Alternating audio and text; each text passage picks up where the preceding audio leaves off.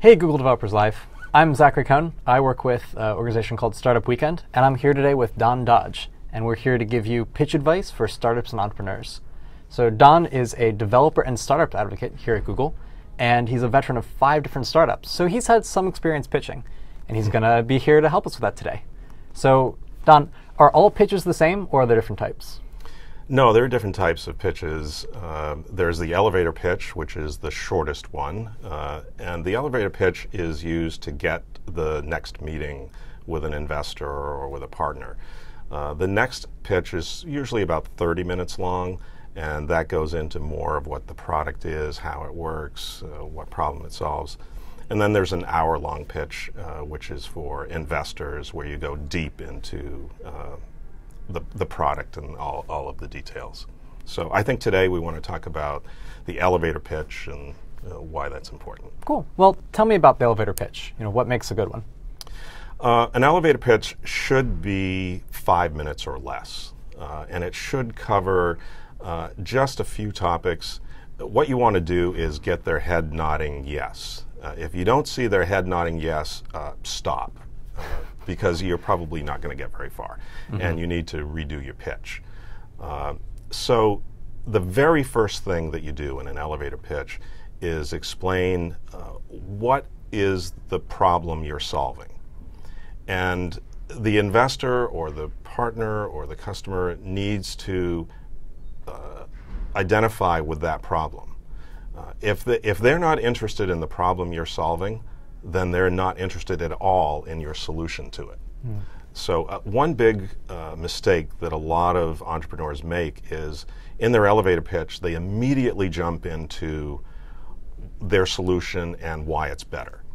And if you haven't gotten the person to nod their head and understand what the problem is, there's no way they're going to be interested in your solution. So that's the number one thing. Start with what problem you solve.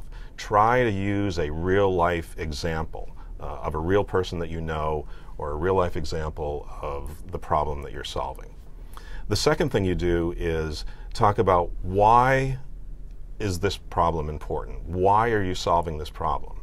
And again, if you have real-life experience where this problem, you've experienced this problem and you're passionate about it, then that's going to get the credence that say, okay, this guy knows what he's talking about, I'm going to listen. So those are the first two things. Start with the problem, start with why this problem is important and what experience you have in solving it.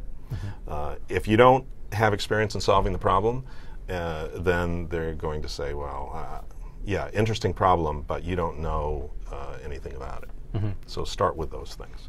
Interesting. So what are some good ways to practice pitching? Well, you don't want to practice on the people who are going to give you money. You want to have practice with other people. So practice with your friends first, because they'll be kind. Then practice with people you've worked with in the past or people who are in this industry and kind of understand the problem and see if you can get them to nod their heads. Then move on to investors and that kind of thing. Cool. Well, how would you structure a pitch? We talked a little bit about that, but could we go into more detail about the different things that you should have in, what you should say first, what you should say later on?